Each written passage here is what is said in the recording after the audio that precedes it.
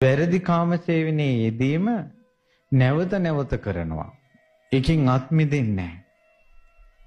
ඒ අත් මිදෙන්නේ නැතුව වැරදි කාම සේවනයේ නිතරම යෙදිලා ඒන් මිදෙන්නේ නැතුව ඉන්න එක නිරේ යන්න හේතු වෙනවා. තිරිසන් ලෝකයන් හේතු වෙනවා. ප්‍රේත ලෝකයන් හේතු වෙනවා. එතකොට එකෙන් වෙන්නේ මොකද්ද? ඒකෙන් ආත් මිදුන් නැතුණාට පස්සේ ඔන්න ඒක නිරේ යන්න හේතුවක්. තිරිසන් ලෝකයන් හේතුවක්, ප්‍රේත ලෝකයන් හේතුවක්. වැරදි කාම සේවනයේ කිරීමේ අවම විපාක එන්නේ කොහෙටද? මනුස්ස ලෝකේ. වෙන මිනිහලත් එක්ක හිටපු, වෙන ගෑනුත් එක්ක හිටපු පාප කර්මවල විපාකේ සබ්බ ලහුසෝ කාමේසු මිච්ඡාචාරස්ස විපාකෝ. සියල්ලංගෙන් අඩුම විපාකේනවා මනුස්ස භූතස්ස වේර සපත්ත සංවත්තනික හෝති. වෛරක්කාරයෝ වැඩි. ඉස්කෝලේ ගියත් හරහට එකෙක් ඉන්නවා. කැම්පස් එකට ගියත් හරහට එකෙක් ඉන්නවා. ඊළඟ ටියුෂන් ගියත් හරහට කෙනෙක් ඉන්නවා. ඊට පස්සේ රස්සාවකට ගියත් වැඩපොලෙත් ඉන්නවා තරහකාරයෙක්. කසාද මැන්දට පස්සේ නැන්දම්මා අම්මේ හොඳට සැනසෙල්ලෙන් ඉන්නවා. යේලි අරහට ඉන්නවා. යන තැන හතුරෙක් ඉන්නවා. හතුරෝ හැදෙන්නේ වැරදි කාම සේවනයේ විපාක. උපරිම විපාකද අවම විපාකද? අවම විපාක. දැන් මට කියන්න හදිහුණියන් අනවින කොඩි වින කරන්නේ සතුරෝද මිතුරෝද? මිතුරෝ. හතුරෝ කරන්නේ. එහෙනම් අනවින කොඩි වින කරන අය බිහිකලේ කාගේ කර්මයෙන්ද? තමාගේ කර්මයෙන්. තමන් සංසාරේ වැරදි කාම සේවනයක් කරපු එකේ විපාක විදියට හතුරෝ බිහි කරනවා. ඒ හතුරන්ට හදිහුණියන් අනවින කොඩි වින කරන්න හිතෙනවා. ඇත්තරම කර්මය පුහුලක් අරගෙන ජීවන් කළා කර්මාන රූපව මේක ආපිට යත්වා කියලා කැපුව කාටද වදින්නේ? ඈ? තමන්ව වදින්නේ. ගෝණියන් කරපු එක්කිනට අපිට යන්න කියලා කපනකොට කරපු එකට යනවා. කර්මාන රූපව මේකට වග කිය යුත්තාට මේ ආපිට හැරී ඵලයන් කියලා කැපුව කාටද වදින්නේ? තමන්මයි. ඉතින් හරිනේ තමන්ට එක වදිනවනේ. හුණියමක් කපන්න ගිහිල්ලා ලක්ෂ ගාණක් වියදම් කරගන්න විදියක් නැතුව ගේ දොර උකස් තියලා හුණියම කපලා ගෙදරට එනකොට ඉන්න ගෙදර නෑ. ආපිට ඇවිල්ලා නැද්ද? ඒ නිසා මේ හදි හුණියම් කරන මිනිසුන්ට බයින්ද එපා. ওই මිනිසුන්ට දොස් කියන්නත් එපා. ওই මිනිසුන්ට පොල් ගහන්නත් එපා. ඔය හදි හුණියම් කරන මිනිසුන්ට විරුද්ධව පඳුරු බඳින්නත් එපා. තමන්ම කරපු ඒවා. බෝධි පූජාවක් පිරිතක් සාන්තු කර්මයක් කරලා ඒ දෝෂය අයින් කරගන්න බෙහෙත් වෙදකම් කරගන්න. නමුත් හිතෙන් තේරුම් ගන්න මට මේ වෛරක්කාරයෝ ඉන්නේ මං සංසාරේ කරපු කර්මයකට කියලා. ඇත්ත වශයෙන්ම ගත්තොත් 90% විතර අහිංසක මිනිසුන්ටමයි හදිහුණියන් වදින්නේ. සමහර ඒවා හේතුවකුත් නැහැ. සමහර අය මන්ත්‍ර ශාස්ත්‍ර ඉගෙනගෙන චෙක් කරන්න මතුරනවා. ඒක වදිනවනේ කාට හරි. ඇයි මේ තමන්ම සංසාරේ කරපු දේවල්. ඒ නිසා වෛරක්කාරයෝ සමහර වෙලාවට මේ වෛරක්කාරයෝ මැද ඉන්න බෑ කියලා ගම් දොරවල් අත්හැරලා ඈතකට යනවා ඉඩමක් අරන්. මෙන්න අල්ලපු වැටේ කෙනා වෛරක්කාරයෙක් වෙනවා.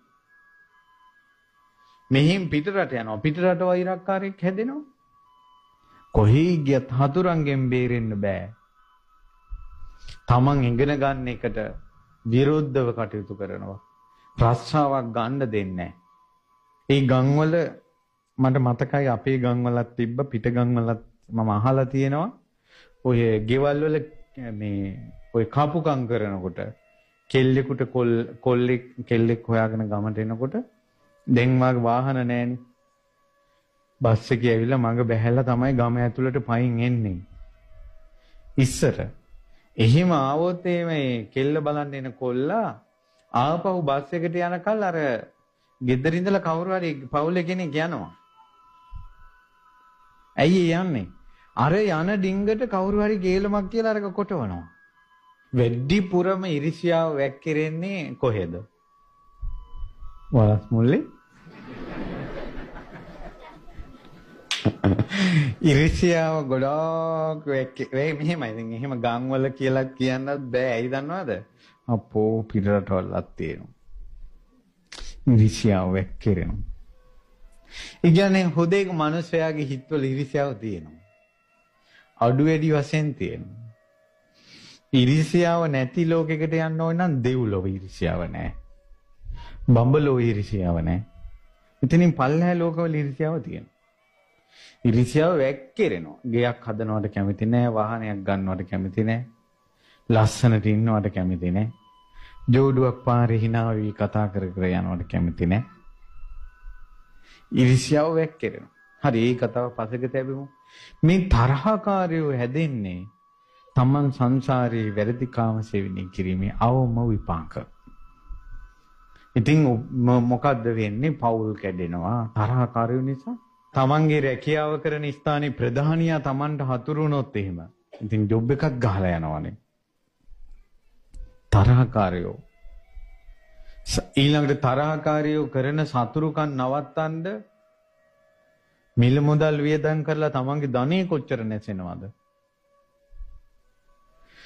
තිරිසන් ලෝකේ එක එක විදිහට වැරදි කාම සේවනයේ විපාක එනවා. මම දැක්ක මේ කොටලුව හදන ෆාම් එකක්.